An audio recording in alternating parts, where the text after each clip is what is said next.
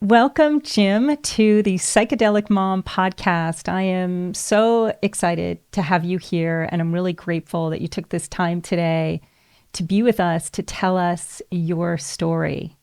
Hi, thanks. Thanks for the welcome. When I kind of did a little research about your life, you have one of those lives that people look at, and it's like, that's kind of the life that I aspire to. A adventurer who climbs to the highest of mountains, who became a National Geographic photographer. And it seems to me you found your own path. It wasn't a path that just was kind of a traditional route, that you were a renegade in your own way of always following this deep path, and then had this life-changing accident that occurred, and then have been on a process and of recovery that was just as miraculous as the path that you were already on. So I'm curious about the beginning of your life and how you got to this place of being this adventurer and photographer in the world. Yeah, that's a good question. Some of kind of the early life aspects that influenced and steered me that way were, I grew up in Cincinnati, Ohio, which is not a very outdoorsy place. It's such a, athletics are so team sport oriented there. But my dad did triathlons when I was a little kid. Mm-hmm. So I think that was already a little bit like having an individual sport was a little bit unusual. Having like a parent that participated in athletics was a little bit unusual, at least in the 80s when I was growing up, where it was mostly spectating. Like people participated in sports, mm-hmm. maybe through college, and then in adulthood, like sports weren't for adventure or growth. It was really just for like exercise and, like jogging and things like that. So to have a parent who was somewhat competitive, and competed regularly in these races was like triathlons were pretty fringe back in the 80s. Interesting. Yeah, your dad was a renegade. I'm thinking back then of thinking of someone that would have been considered an extremist. They would have been like, why is he doing that? Like I didn't have other extended family members who were doing anything similar. But then another big piece of that was my mom's a school teacher. So she always encouraged my brother and I to kind of like follow our own path, march to the beat of our own drummer a bit. And one of the ways that came about was that she taught in public schools and was skeptical enough about the schools that she taught in that they sent us to this private Montessori school. And so much of the Montessori philosophy is about empowering kids from a really young age to spend time on the things they're interested in and to make space for kids to be pretty self-determined in their interests. And it's really interesting looking back at the kids who came out of that program, the kids, who I was in grade school with, and the really wide diversity of careers. Probably the most accomplished of my like grade school peers is a Biden advisor. Wow. And like in her 30s. And has been involved in politics at a national level since I think early 20s. Somebody else is an English professor. Somebody else has been shooting softcore pinup girls for the last like 20 years. Like has made a career of like what I imagine is a kind of a niche. That's amazing. Like that foundation just right there. Yeah, like having a father that was disciplined and like really excited about his path, a mom that was already engaging you in that self-determination and probably a deep listening of who you are and what you're passionate about, and to follow that. What a gift. That's amazing. Yeah. So I think I was set up, I was pointed this way maybe from an early age. Wow. And then was your family into camping, and did they bring you on these amazing trips? No, I was the one who was interested in that, and I got them into it. Um, when I was 15, I saved up a couple $1,000s from 2 summers of mowing lawns, and went on a NOLS trip, which is the National Outdoor Leadership School, and on this month-long backpacking trip in Idaho. And that was a real inflection point of an experience for me, where I came back from that with a sense of kind of personal empowerment that I didn't have growing up, and I felt like I fit in that setting, backpacking with like a group of peers, that in a way that I never quite felt like I fit in with peers quite so easily in the Midwest. Mm-hmm. When you look back at even like the Knowles program and the Montessori, and you think of that time, like even being out in the wilderness, learning first to find what you love and then finding this wilderness program, what do you feel like nature ended up teaching you at that time, back at that age? Ooh. Like being out there with a backpack. I think one of along with just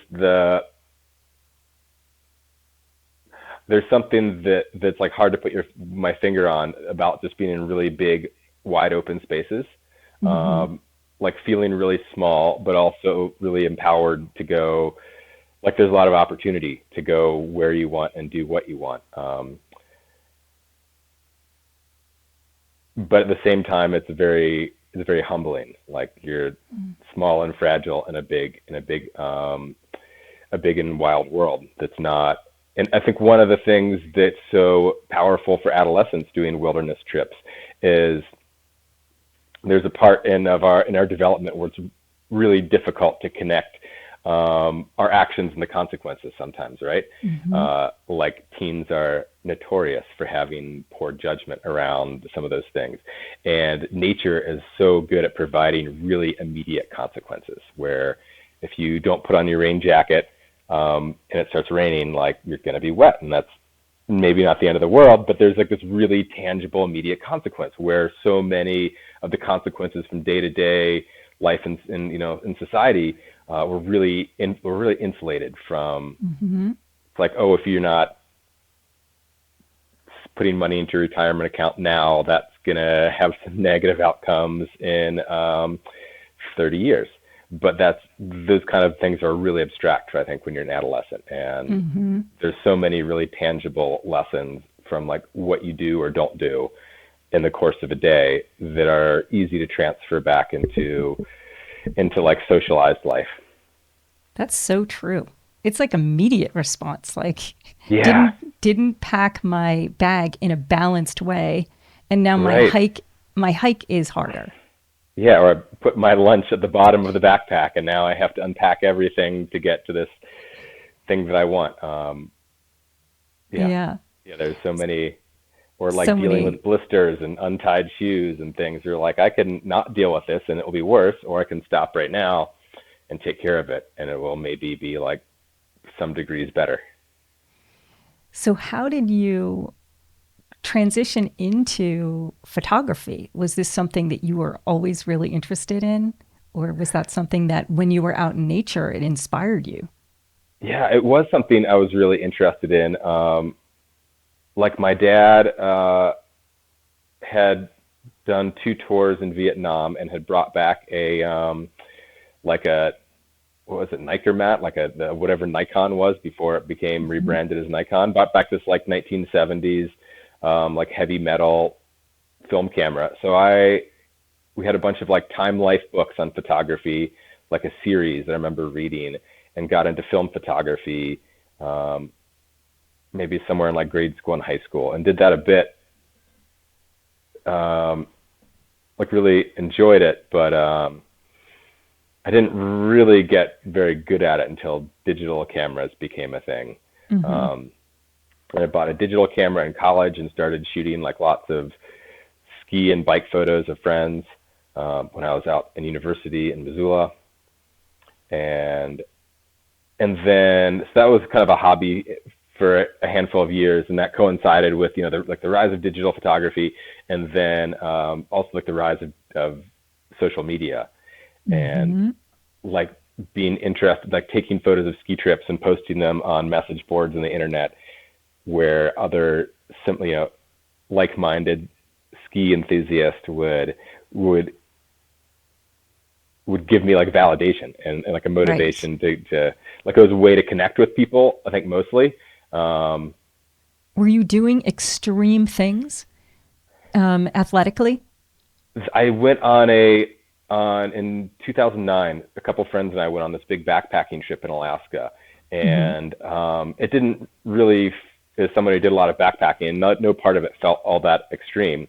But I think cumulatively, it was this month-long trip through a really remote area in Alaska, and came home and put together this trip report, like a photo essay, really, like a bunch of captioned photos, maybe like 100 or 150 photos, kind of all in a chronological series, and posted it on a ski message board that wasn't really very heavily trafficked in the summertime when we'd gone on this trip.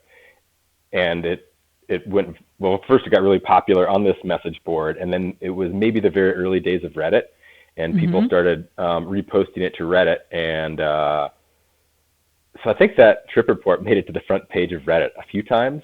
That's Um, amazing. and so And there what was like was it that was so captivating? that's a really good question. It's something I've thought a lot about. I think there's some kind of really somewhat fuzzy to me answer of like people Hmm. really gravitate to its authenticity Hmm. of some guys who aren't professionals, aren't being paid to do this, are like take some time off and go on this big adventurous trip with some uncertain outcomes. Um, and I think there was like just like it really seemed like it hit a cultural nerve for people. Um, but then and that really, almost on its own launched a photo career where I got invited on a trip with pro skiers shortly after that, and got invited to help shoot a ski movie around that same time. And so kind of had these other doors that began opening, even though I had no professional camera training or background. I mean, do Like one of most the people say to you, "You have the life that I dream of"? I mean, I Yeah, think so many I've people heard would, that before. Yeah. yeah, like, what would be your top job? I think so many people would say, including myself, a Mhm. National Mhm. Geographic photographer. And it sounds like what's so amazing is it wasn't really planned. And that what you just said, you were at this time of life when suddenly you post this and it happens to go viral. And that was again, a real sliding door moment in your life. It Yeah. sounds like that Mhm. really changed the trajectory of your life. It did. Yeah, absolutely. And so after that initial kind of feedback of, whoa, people like my stuff and they Mhm. like the authentic aspects of what I'm putting out Mhm. there, where did that lead? That led to doing magazine stories. Mm-hmm. Um, like the fun stuff were things where I would get to like write a story, or I would get to pitch an idea, and then like a ski magazine would say, "Yes, we will. Here's some money to go do this thing that you think is interesting," um, and trying to find out ways to monetize that. Which is like the publishing industry is really, print has changed a lot in the last decade since I was Mm-hmm. really involved in that. And even 10 years ago, there wasn't a ton of money involved. So Mm-hmm. it was really scrappy. And so there was more money in doing in like corporate adventure photography, like marketing Mm-hmm. driven things.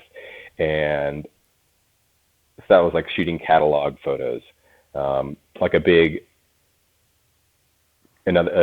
door opening for me was kind of doing some of these small time photo gigs, but not really enough to make it. And in the meantime, having like waiting tables at night and teaching avalanche courses on the weekends and tuning skis and doing like five jobs to stay Wow. afloat in a mountain town.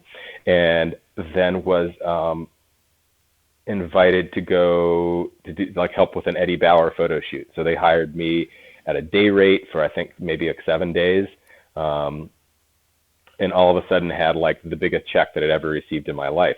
And it was like I just made more in a week than I had in like 3 months. And I was like, well, at the very least, I'm not going to go back to waiting tables And Mm-hmm. maybe I can just, if I could do 3 or 4 jobs like this a year, I'll be making as much as I was doing a whole series of other jobs. And so then I just kind of threw myself at like photo and video work. But it was never, I think the real downside that keeps it from being as enviable as it seems on the surface is like Yeah. how scrappy and frugal the financial aspect of it is. Mm-hmm.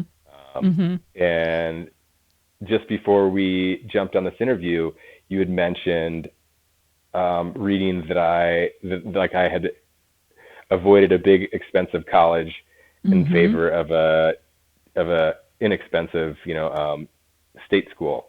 And yeah, so got good enough grades to be granted admission into some expensive schools, which is what I thought I wanted until I really had to kind of face the music of what sort of loans I was going to take out. And then at that point, I really took a big veering turn and ended up at school in Missoula, Montana instead. And really, like if I had graduated with $200,000 in college debt, there's no way I would have ever been able to pursue that. Like none of that would have been feasible. Wow. It's pretty interesting, actually, when you think about it, because earlier you were talking about how nature has this instant kind of result. If you don't Hmm. pack the bag well, or if you don't bring a Hmm. raincoat, you get wet. And you mentioned how if you don't put money away for, for your retirement, it's not an instant thing. But it sounds like even as a younger person, you were thinking out in the distance and saying, I don't want to buy into the system where I'm going to go to this college and then spend years paying that back. Like, that's kind of interesting. Like, did you have those kinds of conversations, or was it just a moment that occurred to you?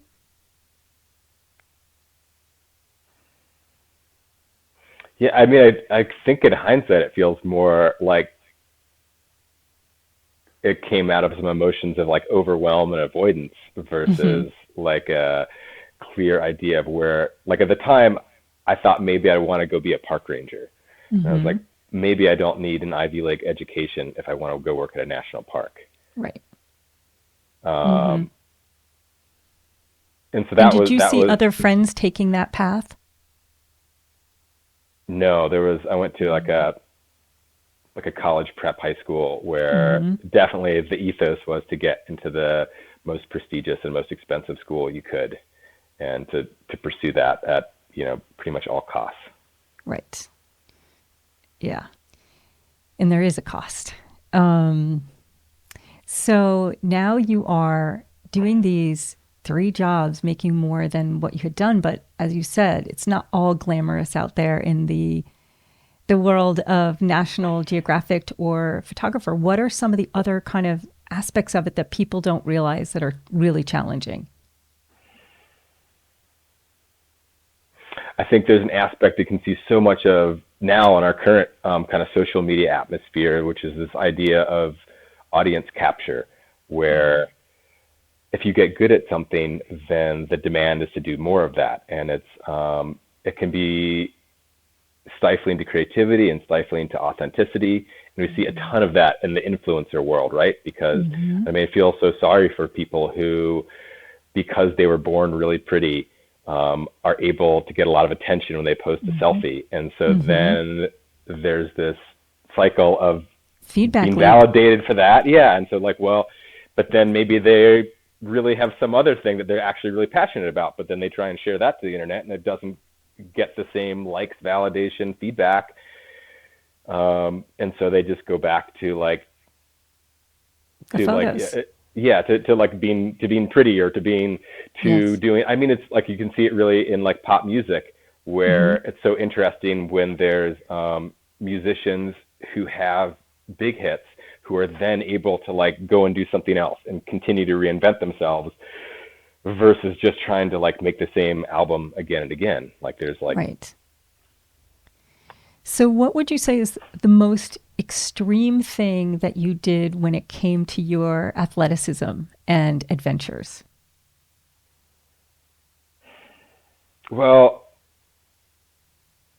like from my perspective, it didn't really feel that extreme. Like Mm-hmm. there's just like going down any sort of rabbit hole, as you get more and more specialized in an area, like you're ideally always, kind of operating at the periphery of your comfort zone, but not Mm-hmm. so many steps outside of it that it gets catastrophic.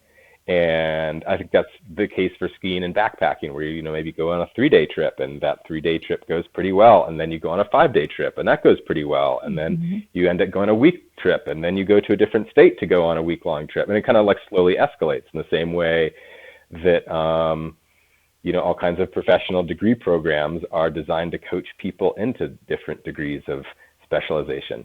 And Mm-hmm. so over a decade or a dozen years of traveling like 4 and 6 months out of the year, I feel like I gained a pretty robust skill set for navigating like mountain environments that somebody who hasn't done that would say it's really extreme, but it's maybe like a little bit analogous to like me operating on, being in a surgical theater and Right. being the one holding the scalpel versus a surgeon holding the scalpel. Like for me, that would be really extreme.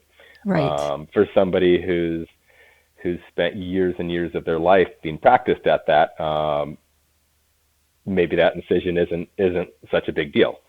Right. So from that perspective, it felt like the things I was doing were pretty grounded in something Mm-hmm. realistic and doable. From an outside perspective, from my family in the Midwest, it certainly looked pretty adrenaline chasing. Um, I think And when for I me, when I say extreme, I just mean like, don't yeah, they categorize it as yeah, like an extreme sport? yeah.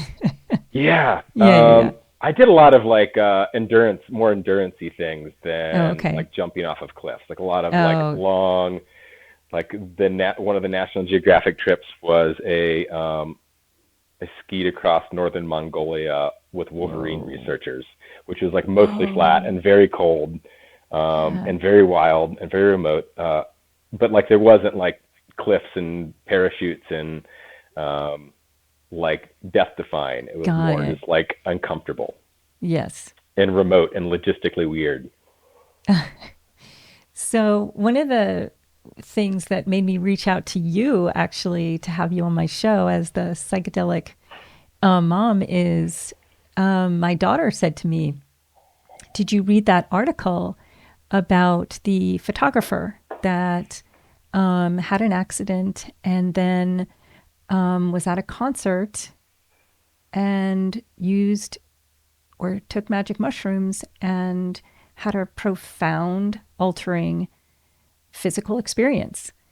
So I wanted to see if we could pivot a little bit here and talk about where you were first, like leading up to that moment that I was reading on your Instagram. Like I said, that I think you're coming upon an anniversary of sorts, and I would love to go Hmm. down that path with you and talk about that part of your life. Yeah. Yeah, it is an auspicious anniversary. So eight Yeah. years ago today, I was somewhere in transit between Chile and Patagonia, where I was hurt, and North America, where I had my fractured spinal cord decompressed, and 5 of those vertebrae fused. So the trip that was leading up to that was a friend and I had come up with an idea to ski the length of the ice cap in Patagonia in southern Argentina and Chile. And so we'd spent about a year and a half planning and preparing for this trip. Mm-hmm.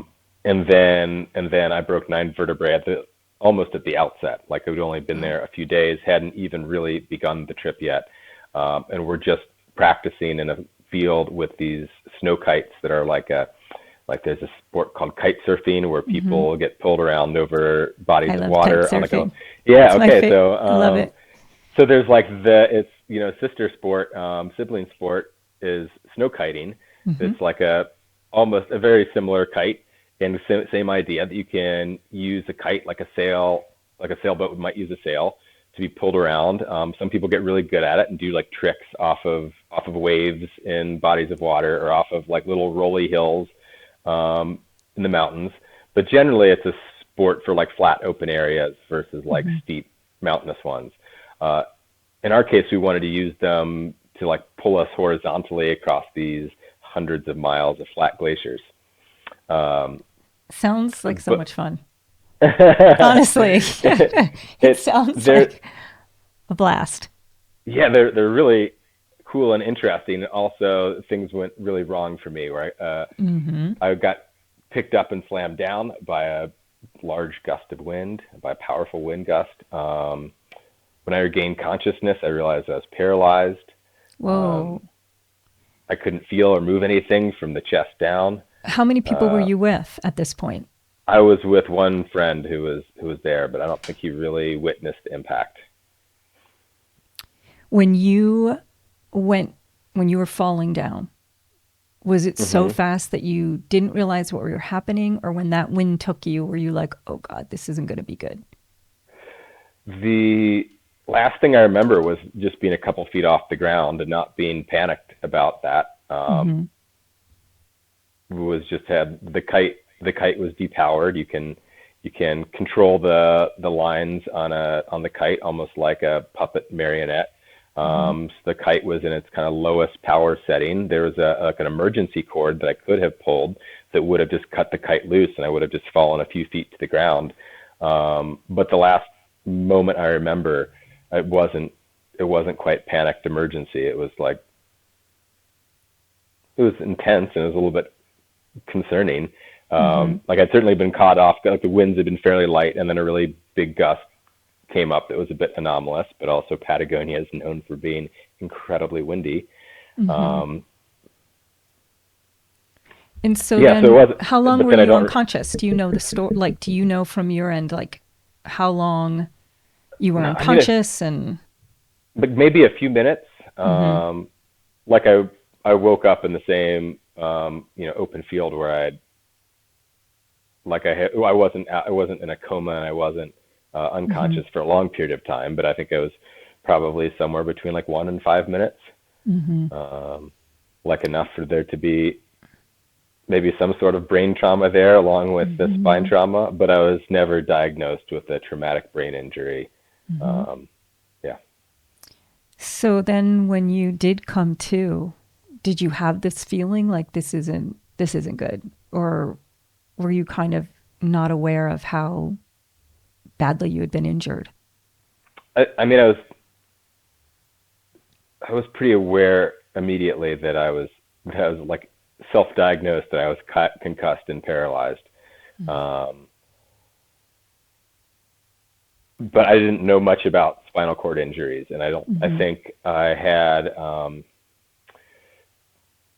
I spent a couple days in a Chilean hospital, and without really any kind of prognosis, and so somewhere in there, pretty early on, had sort of made up my mind that I was going to have a recovery, but that was like out of an absence of information rather than any really informed opinion or any doctor's opinion.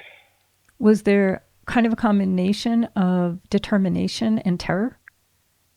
Or were you just so kind of like with the life that you had lived? Was it just like, oh, here's another obstacle that I will get over? I mean, yeah. I've been involved in a few different emergency situations, and I feel only one where I've been the patient, but I've been first on the scene for other people's accidents.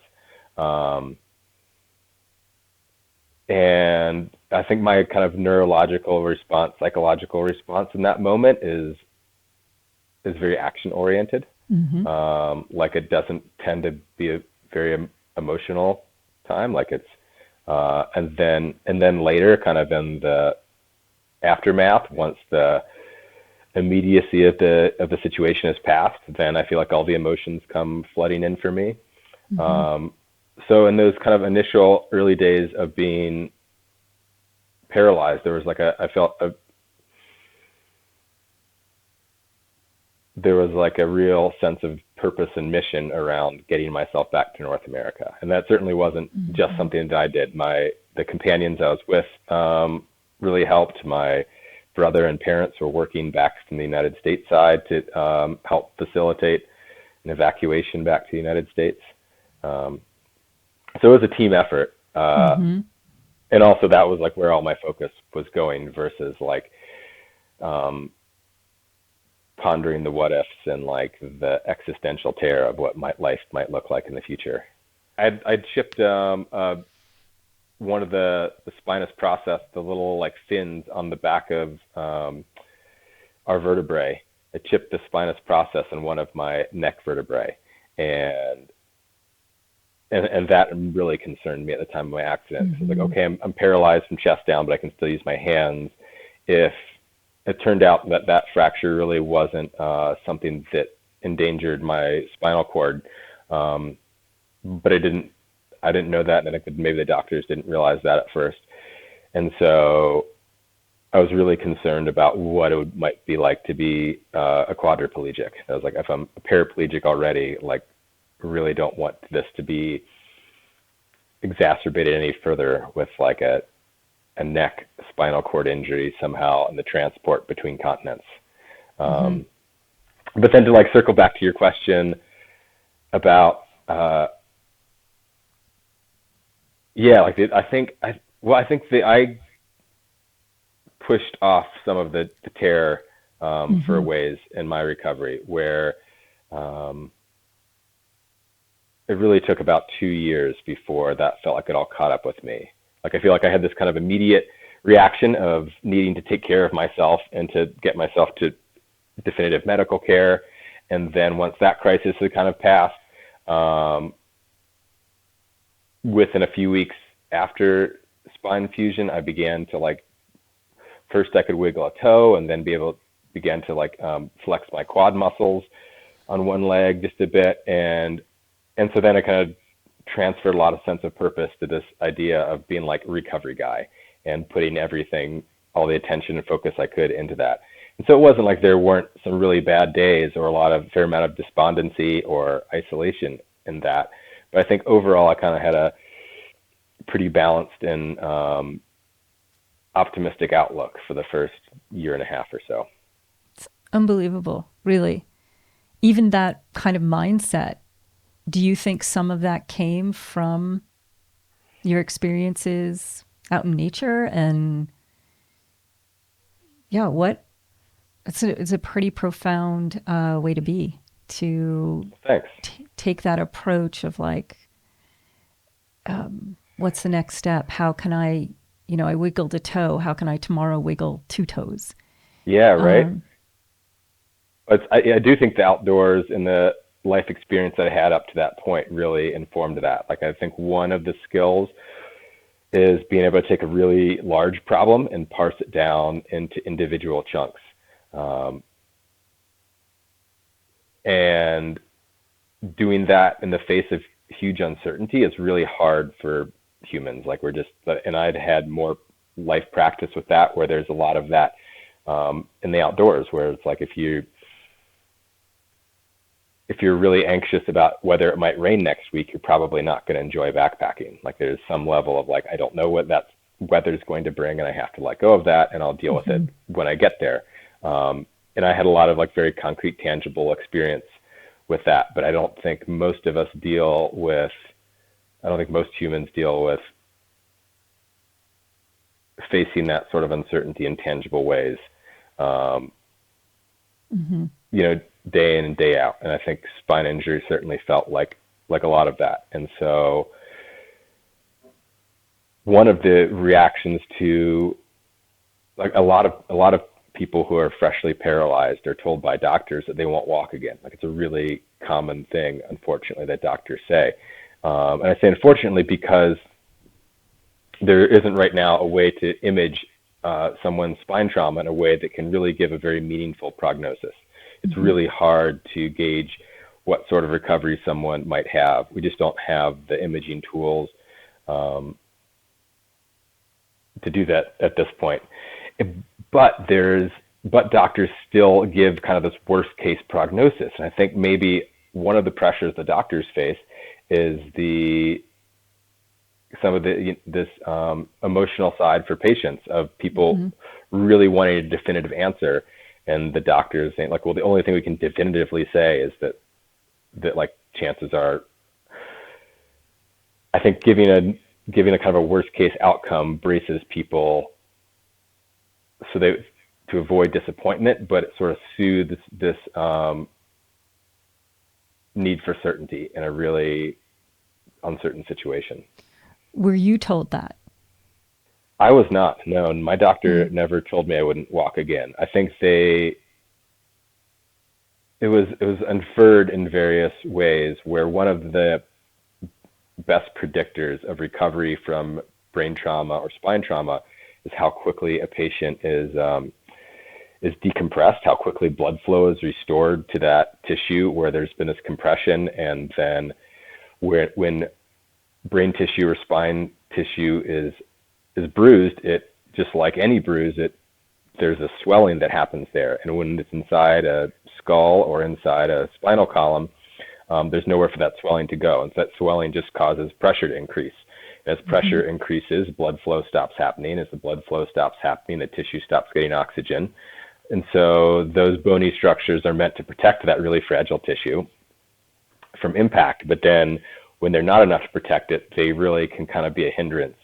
And so the treatment for a lot of severe traumatic brain injuries or spinal cord injuries is to go and physically remove the bone, so that tissue has room to expand.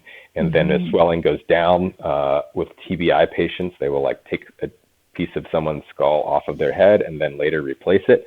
And when that happens pretty quickly, the outcomes can be pretty good. The longer the time span between the injury and the decompression, the worse, the less likelihood there is that tissue will be able to recover. Like it's just been without oxygen for too long. And so where were you in that time frame?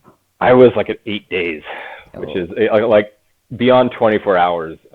In Western medicine, my understanding is there's not really much cause for hope. That ideally, like people are rushed into surgery within a few hours, and if you're in surgery within 3 hours, it might make a big difference in what that person's presentation is. A year later versus somebody who is 6 hours or 9 hours or 12 hours to surgery. And then, beyond 24 hours, like there stops really being much urgency after about a day. And that's because the doctors don't think there'll probably be much possibility that tissue will ever be able to recover. Wow. So the fact that my body began healing after some weeks is pretty unusual on its own. Wow. Do you think any of that had to do with mindset? I mean, it's tempting to say yes, but like the most truthful answer is I really don't know. Yeah. What would you say that going through something so life-altering has taught you?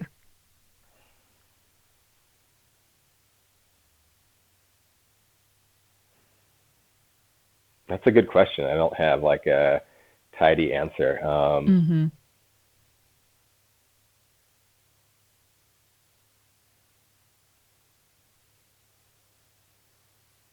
Yeah, I think it's probably changed me in some pretty foundational ways, like the way I relate to my own body as one.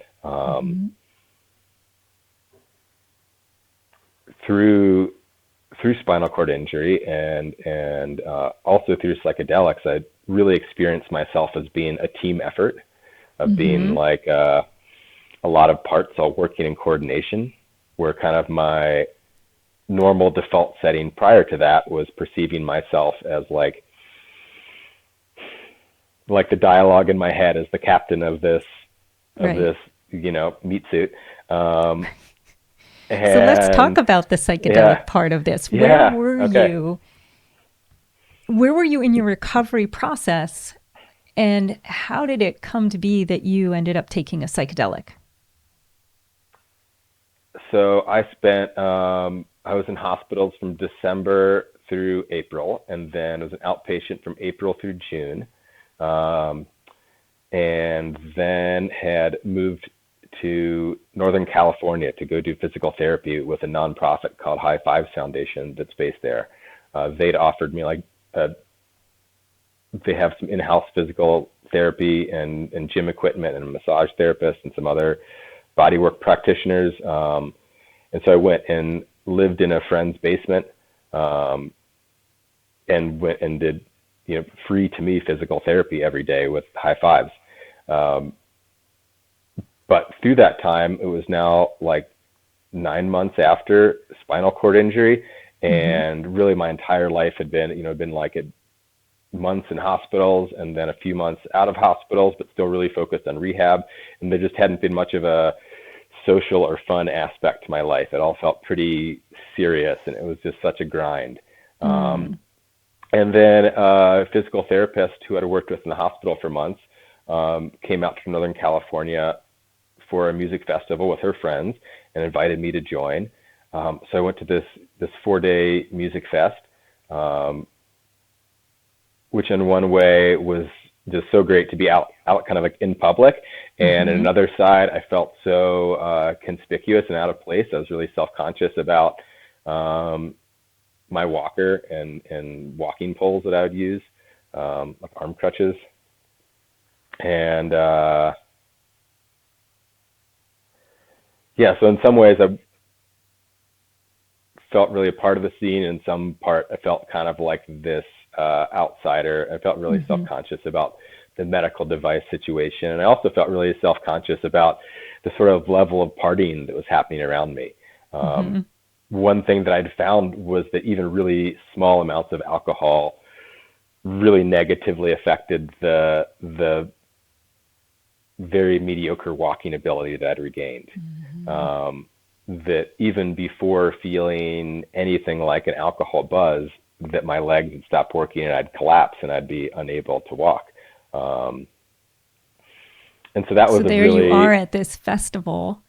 Yeah, Kind it of was the first time to get out, and you're Right. probably looking around like these people are having fun and partying, maybe more than I even want to, even if I wasn't in this situation. Yeah, the level of partying there was fairly high. There was a lot of inebriation, a lot of cannabis, a lot of alcohol. I'm sure other substances. It was a real. There was a strong showing from like the hippie community. Like the Rainbow Family was there, like 800 or 1,000 people who are full-time kind of transient hippies. So it was a really interesting scene to be a part of, and also I felt like some sense of FOMO and some sense of like just being an outsider, even now that I was kind of rejoining public life. And so somewhere in there, like on maybe day 3 of the 4-day concert, I had part of someone's mushroom chocolate. Somebody offered it me. I think I ate about half. I'm not sure how much psilocybin it contained, but Had you had mushrooms before in your life? I had, but maybe always never in a ceremonial context, just always in a celebratory context, like going out and camping and exploring desert canyons with friends, and things that were like social and also kind of nature-based, and really kind of turning the dial up on that awe and wonder of the natural world, and just kind of the joy and glee of scrambling around. And so that was the context I'd experienced it in before. And doing it in a heavily populated concert setting was a bit of a new thing for me. That wasn't something I'd really partaken in before. And so in some ways, there's this saying in the kind of psychedelic world, there's this kind of, sometimes this differentiation between whether someone is partaking in a plant medicine or a psychedelic for the work or therapeutic usage or recreational, right? And a lot of people in the field talk about, well, recreational really comes from the word recreational. And in Mm-hmm. some ways, it sounds like you had, in your own way, kind of a recreational moment that night. So, can you tell us a little bit about what the experience was with the mushroom, what you saw, what you sensed in your Mm-hmm. body, and what shifts took place? Mm-hmm. Yeah, so I had this, moderate mushroom dose, intending a fully, celebratory recreational experience of wanting more connection and kinship and like more appreciation of this music and environment. Um, and instead, what happened is I discovered that muscles in my leg that hadn't worked up until that point, suddenly I had like voluntary control over. And um, at the time, that was really unusual, but maybe not. I think it was like almost more like the day after, like a day afterwards, where it really was like, actually, that was bizarre. Like these muscles that I've been spending tens, like certainly tens of hours in therapy trying to get like my hamstring on one leg just wouldn't fire at all. And so that Mm-hmm. meant that I could walk, but I had to drag one foot around. And all of a Mm-hmm. sudden I could pick that foot up off the ground for the first time in 9 months. Now, Um, did that happen at the festival? Did you suddenly yeah, kind of exactly. like pick your leg up and Yeah, exactly. Like all of a sudden was just being at the festival and standing was it's like a athletic endurance event for me, right? mm-hmm. And someone in our group had a knee scooter. She had a cast on her leg and had like this like a little padded scooter that her knee was Mm-hmm. propped on where she could not have to bear weight on that leg. But she was kind of on and off the scooter, and I was using it to like sit on or kneel on or to like take weight off of one leg at a time. And but other than that, it was like endurance standing in a field for hours at a time. That was really taxing for me at the time. Mm. Um, and somewhere in there, realized that I could pull my heel up towards my butt, where I hadn't, like it just wasn't a movement that I'd been able to do at all. And suddenly I could do that, not just get that muscle to fire, but have it be strong enough to work against gravity. Uh, What was that moment like? Were you like, well, I think I might be high. This might not be true. This, I might be hallucinating that my leg is moving no, up. Or I did you wasn't. have, yeah, It was pretty clear. Like I wasn't that altered. right. I was still like pretty grounded in, Mm-hmm. consensus reality. Things were just a little more like swirly and twinkly. Right. Um, yes, that seemed exciting, but it wasn't. I guess in that moment, yeah, I wasn't. It seemed like it just could be a coincidence, and there was also Mm-hmm. just a lot of stimulation. There was music and Mm-hmm. people, and we had some conversations about it at the time with my physical therapist and with my girlfriend at the time who was there, and like it was a topic of conversation, but I don't think anyone was as interested in it as the interest that has led to this Right. conversation now, right? Yeah. Um, like it was more like, oh, that's great, like congratulations. Like I think my physical therapist was like, oh, did that start working, sometime this summer since we last seen each other? I was like, no, like it happened like right now, like 3 minutes ago was when it started working. Wow. But I Did you think I have this maybe sense of joy? Like, well, this is good. This is going to be really good. I don't think I did, to be honest. And maybe, Mm-hmm. yeah. I mean, like it wasn't. I think it's. I don't think that psilocybin acted as like a magic bullet for me in that Mm-hmm. instance. Like it did. I on one hand, I think there's some really interesting phenomena with people with traumatic nerve injuries, especially Mm-hmm. with their first psychedelic experience, that not everyone, but some significant number of people have experienced some sort of immediate neural return um, Mm-hmm. after a traumatic nerve injury and during the first psychedelic experience.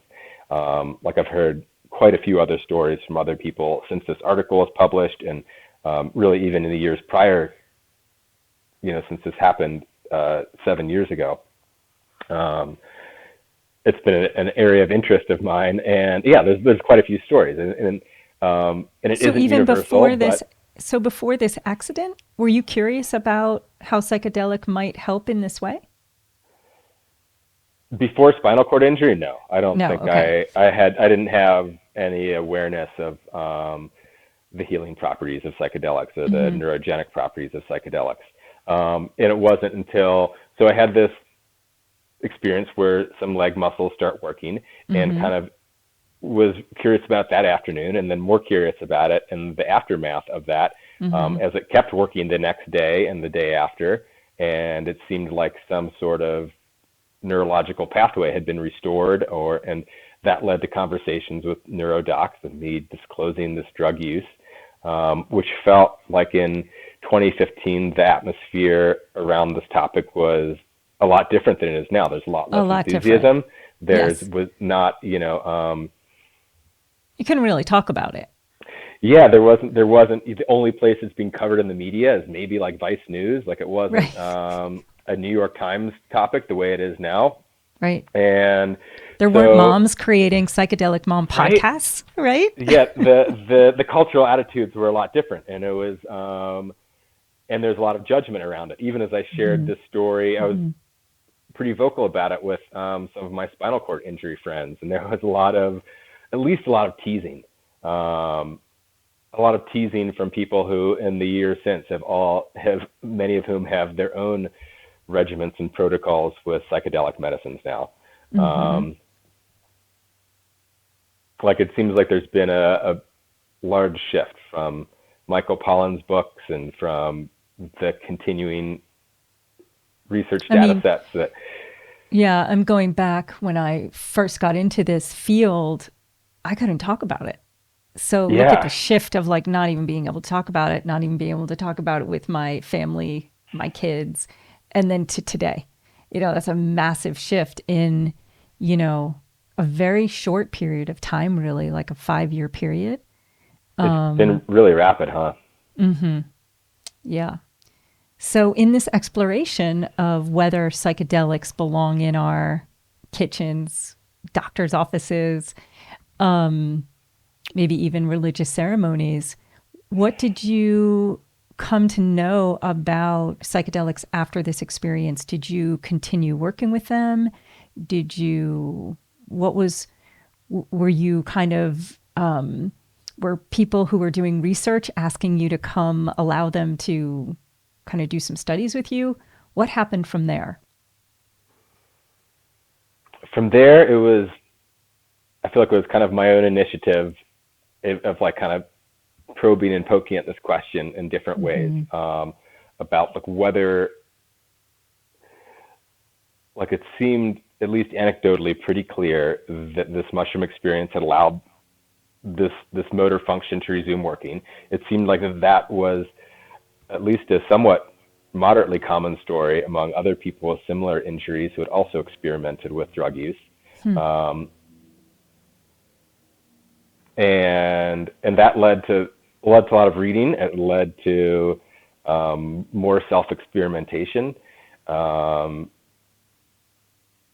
it led to a lot of conversations, and it's only been very recently that the academic and medical side has shown any interest in Mm-hmm. spinal cord injuries and the possible uses for psychedelics in their treatment. Um, Anecdotally, it seems like there's some reason to think that there's, like, again, not a magic solution and maybe not going to Mm-hmm. work for everyone, but at least some potential to be another lever that someone can pull to help to further their recovery. But my suspicion is that that's probably going to look like it's still going to take a huge volume of exercise-based therapy in Mm-hmm. conjunction with these medicines, and that maybe there's some 5 or 8 or 12% difference in the speed of Mm-hmm. somebody's recovery or the extent of somebody's recovery in conjunction with these substances versus just doing the effort, the physical therapy alone. Well, that's kind of an interesting parallel because in psychedelic therapy, there's psychedelics aren't a magic pill in the sense that you don't take, although it is called a magic mushroom, then there's much magic to it when you are working with someone with trauma or PTSD, or even someone who wants to experience these medicines for a spiritual awakening. It's not like one pill changes everything. You kind of still have to do the work of peeling back the layers of self. And so it sounds similar in its physical potentials, that it helped an aspect, but you still, and people with injuries still have to do the physical recovery. So I'm just making that parallel, like when people go to ayahuasca ceremonies or different medicine ceremonies to learn aspects of themselves, it gets revealed, but what you do with it is also part of your life path. And it sounds kind of like similar. It wasn't a magic pill, but it was, if you had to put words to it, what was it for you? What was magic mushrooms in your healing process?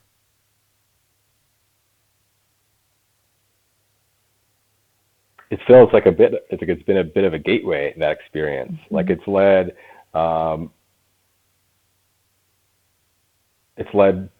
I have a lot more interest in like ceremonial use and intentional use and medicinal use. I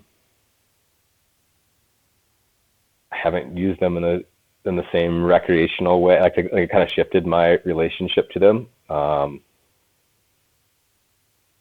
It's led to some interesting forms of community, about meeting people with similar interests and similar wavelengths, and finding connection there.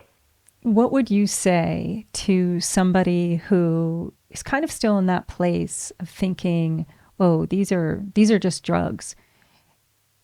Once you kind of shifted in a way to have more experiences with psychedelics and earth medicines in a ceremonial way, what did you learn from that? Like, what would you say to somebody was some of the things that you learned about yourself and actually about the wisdom of these medicines? How would you categorize them and describe them and talk about what they've brought to your life? One of the ways they seem really useful to me is the ability to zoom out on myself, where I can get so entrenched in like the patterns of the ways that I see things, and maybe particularly the patterns of the ways that I see myself, because some of those tend to be so much of a default setting, so much of a baseline that it's hard to imagine that there's any other option. Could you give an example? Yeah, well, I think one point of view that's something that we touched on earlier in this interview was kind of this sense of my individual being something that's made up of a lot of other things that are almost like their own individual beings, their own individual components.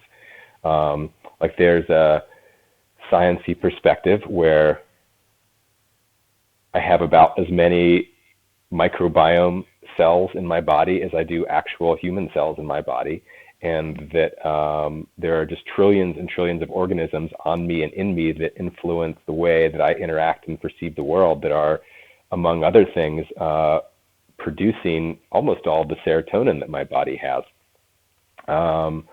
It isn't being produced by my body, it's being produced by things that are living in my body. And so there's this collaborative effort that forms me. And then also maybe I have a place almost like a cell within a larger organism inside this human society, inside this Gaia creature that maybe we're all a part of.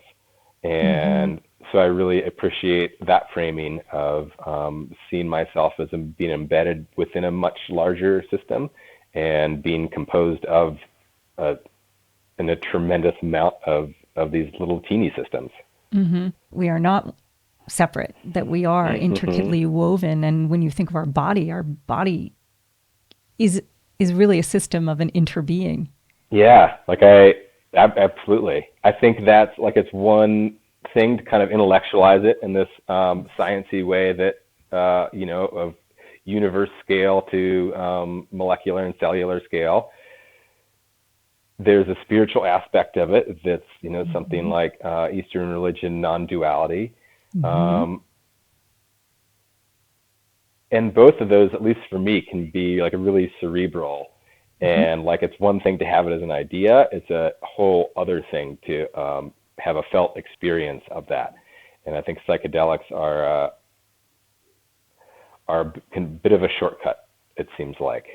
Yeah. Like maybe it doesn't take 10,000 hours on a meditation cushion to feel that, to have a really visceral felt sense that maybe there's some advantages to potentially to getting there through the 10,000 hours on the meditation cushion. Maybe it's something you can stick with that for a long time because you've spent so much time in preparation versus being tossed into it with more immediacy from a psychedelic experience where coming back from that, it's like the integration piece is really hard. There's some bringing that back and being like, what does this mean for my daily life? How do Mm-hmm. I continue to hold this point of view and not have it fade in the same way that weird or wonderful dream that I had while sleeping last night, is like with me for a few minutes, and then by lunchtime it's hard to even remember.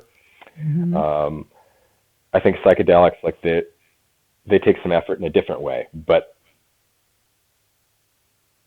there is some real potential to experience that sense of interbeing in a way that's maybe hard for a lot of us to access on our own. Yeah. I think too that all that you're describing, the difference between the cognitive lens, the spiritual lens, and then this experiential lens. And I almost think like in that experiential lens, in my own experience, and is there's something about this knowing. Like this word knowing comes into mind where when you're in the experience and even when you leave that experience, it's kind of like a deep knowing that it is true, that there is some truth in what just happened, in what you just experienced. And Hmm. then you're just hinting at the integration piece of how do we embody that wisdom and bring it back to our lives. Like, have you felt that to be, what would you say is like the nugget that you've tried to embody in your day-to-day life?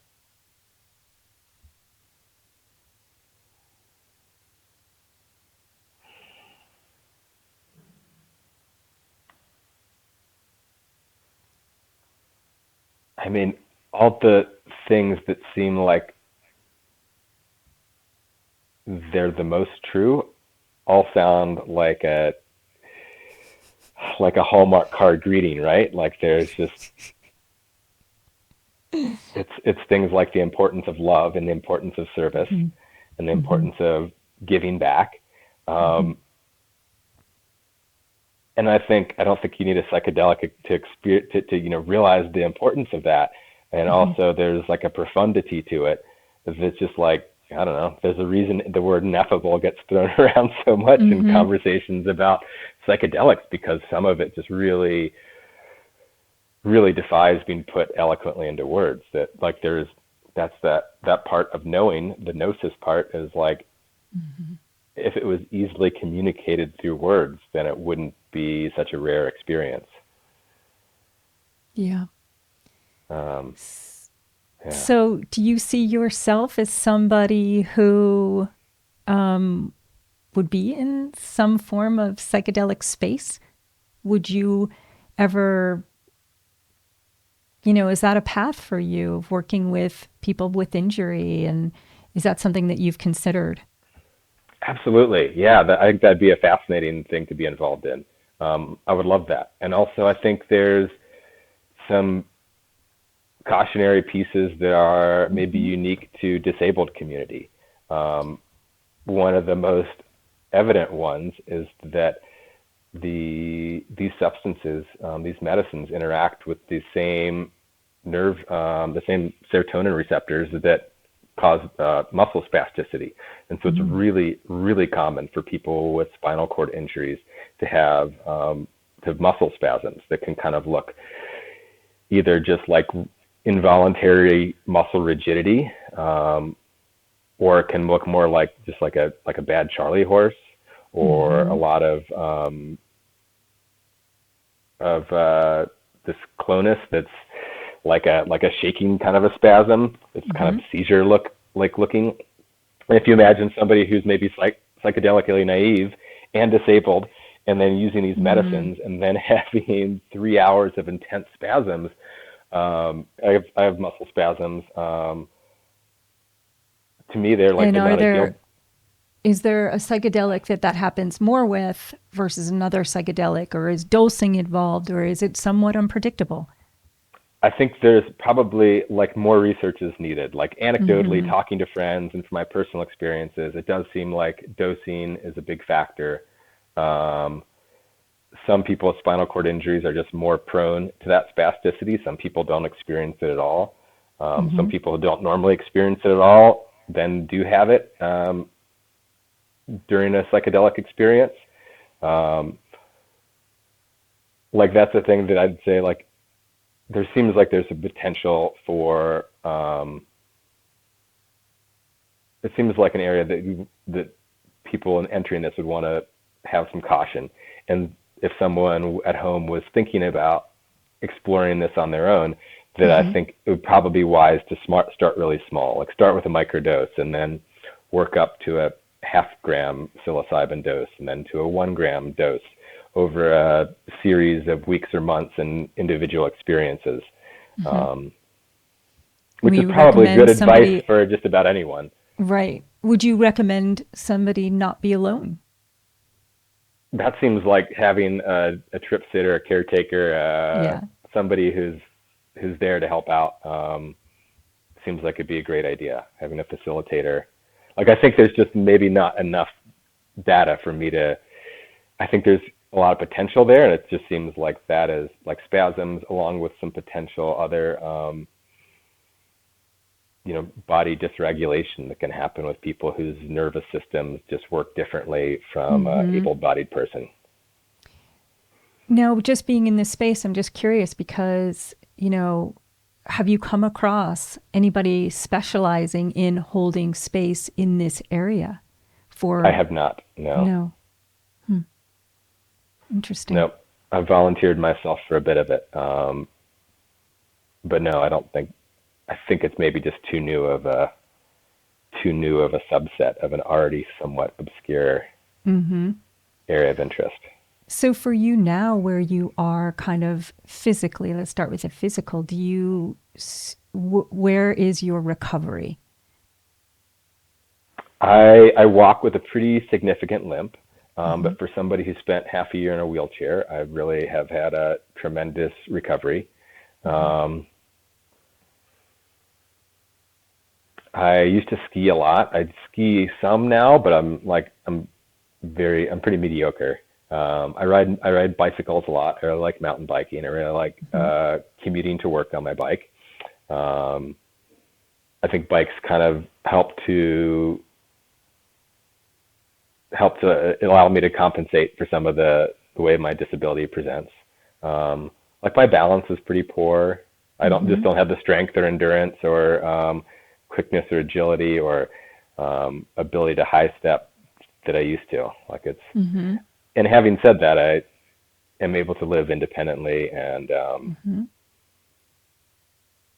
yeah, have a lot of agency for like day to day life chores. And your work is as an artist and a photographer?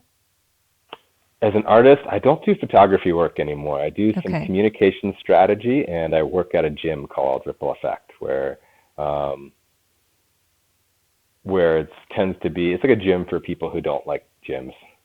It's a mountain athlete training center is actually what it's. It doesn't call itself a gym, but it's a lot of people who are here in Colorado.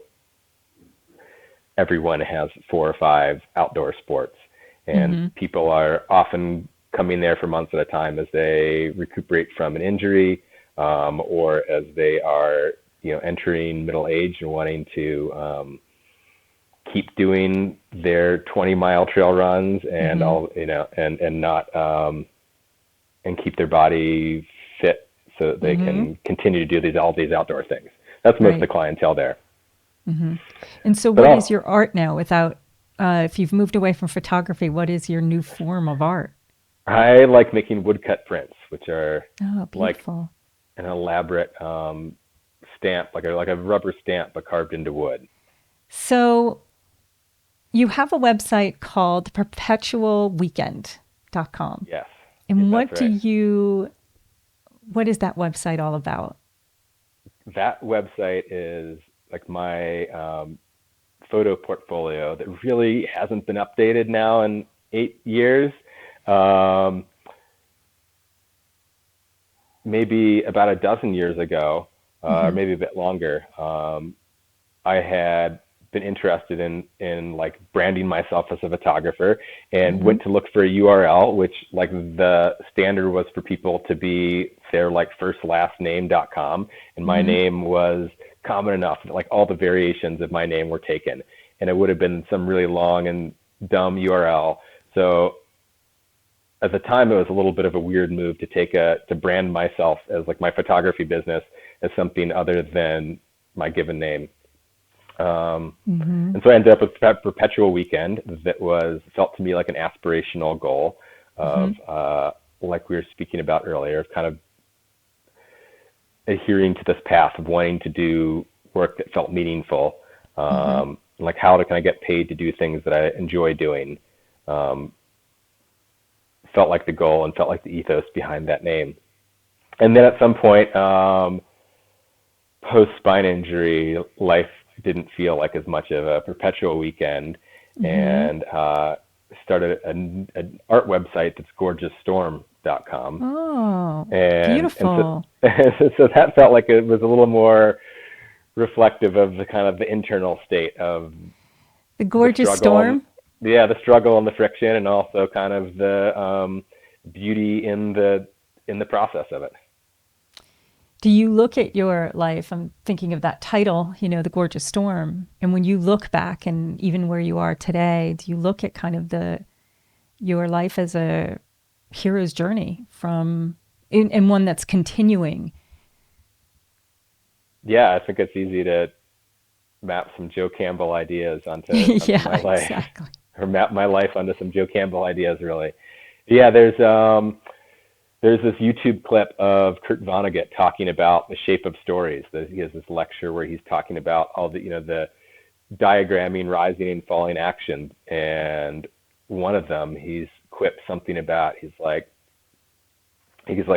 this one we call man in a hole. Like, man's doing pretty well. Man falls in a hole. Man climbs out a hole. People love this one. Um, and that really resonates. And I think like I can zoom out on myself and appreciate the life arc that I've lived for how Hmm. it maps to that, and why it's like, yeah, that's a pretty good story. Hmm. And are there certain people, if someone else goes through and inevitably, what you've gone through, whether it's physical or whether it is that fall in the hole, what would you say were some of those touch points of wisdom? Or was there, like a Joseph Campbell, was there someone you really, or was there a faith tradition, or what Mm. was kind of your landing pad, your roots? So one of the books, two books I actually read at the same time that really landed for me were, one is called Flow, the Psychology of Optimum Experience Mm-hmm. by Mihai Csikszentmihalyi, Mm-hmm. who's like a Hungarian American psychologist. Mm-hmm. And then another is, now I'm forgetting the name. It's an Eckhart Tolle book.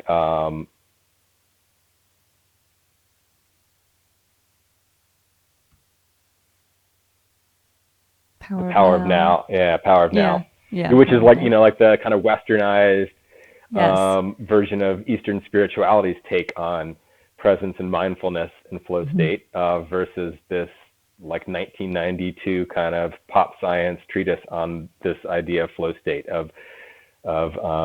taps back into, just circling back to earlier in our conversation, that immediate feedback of like tangible consequences that we find out in nature are something that's a key ingredient for flow state. Like in Mihai Csikszentmihalyi's three criteria, I think, were that you needed to have um, some prior experience in the thing that you were doing.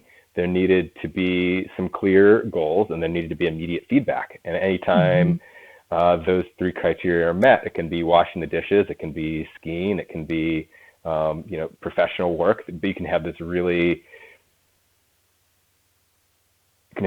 enchanted state of deep focus that comes about when those criteria are met, where time just flies by and our sense of self changes and we operate at peak performance.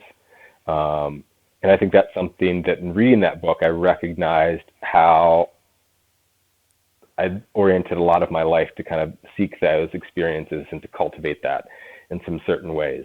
And it felt like after a spinal cord injury that some of those ways that I had gotten good at accessing that were no longer very accessible to me. Mm-hmm. And that book was so helpful, and Eckhart Tolle's book, because they point to ways that they can be accessible in a whole lot of other ways that I hadn't considered. And so I think that was some of the growth that happened for me,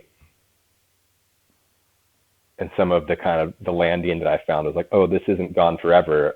I just need to find new interests and new ways to access this. Mm-hmm. And what would you say one of those ways is? Is it through art and at this point, like meditation? And what would you say? Well, it's like some of the things that kind of came really naturally to me are all really high sensory activities, like skiing and mountain biking and things where there's, this speed and adventure and novelty and the sense of perceived risk that all are really good at in training our attention and really drawing all of our focus. And it's harder for me to do that in like lower sensory environments where things like meditation. So that's been a practice for me most days the last 6 years of trying to sit and be still and find some of that same immediacy and presence in situations where I'm not being forced into it, where I'm gently steering myself into it. If you thought like where you want to be in 5 years, any ideas? I would love to find a way to work more with the disabled community, the adaptive community. It'd be really interesting to see how the culture shifts here in Colorado now that we've just passed a Natural Medicines Health Act that legalizes therapeutic act and decriminalizes personal use of these medicines. So that'll be really interesting to see where that leads. I think that's some big question marks. It's interesting because you had, like, in some ways, the interest in biology, the connection already to Mother Earth through all your, activities out in nature. And then this accident, which now brings you to this place of deep service in giving back. They always talk about when your trauma becomes your dharma, and the idea that you're talking about of what does it look like to live in Colorado? Is there a path where you're supporting others in this way? I'll be interested to see, Yeah, it's not an idea that I'm holding to super tightly, but it's also something that I would love if life carries me that direction. Well, thank you so much for today. It's been an amazing, it's been a gift to get to know you, to hear your story. To learn about you and this process that you're in. And I really look forward to actually following your path where you go from here. And is there anything that you would want able-bodied people to know about that experience before we go? Like, what is it what are some of the things that as able-bodied we could be more conscious of? I think with able-bodied people intersecting with disabled community in particular,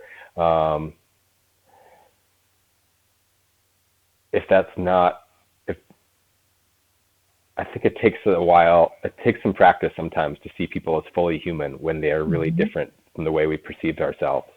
And you can see degrees of that even with people who have traveled globally versus people who maybe haven't had the opportunity to see the world or to spend time in other really different cultures. Mm-hmm. It's so easy to see people as other. And being part of disabled community, it's so easy to see everyone as fully human. Mm-hmm. And also kind of possible to remember back to a time where I think I did see probably those people in wheelchairs and people with visible disabilities as being an other.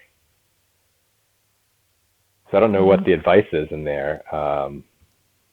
It probably goes back to what you were talking about before, the interbeingness, that we're not separate, to see each other Mm-hmm. as one, Mm-hmm. and to look past all of the things that condition us to think of labels. Yeah, I think it just takes some life experience and practice for a lot of us to move out of the kind of basic self-centeredness, self-focusedness that seems to be like the default for being human. Mm-hmm.